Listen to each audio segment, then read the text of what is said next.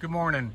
It's April 30th here in Dania, Florida. I just wanted to make a quick follow-up on yesterday's swarm video.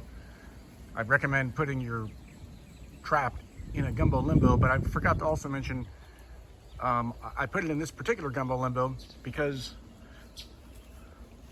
all these coconuts were pollinated by bees. The bees had something to do with this mango tree as well, although I know flies primarily pollinate the mango. And then last but not least,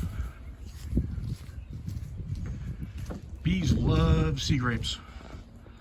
So my gumbo limbo is between 3 trees that bees love to pollinate.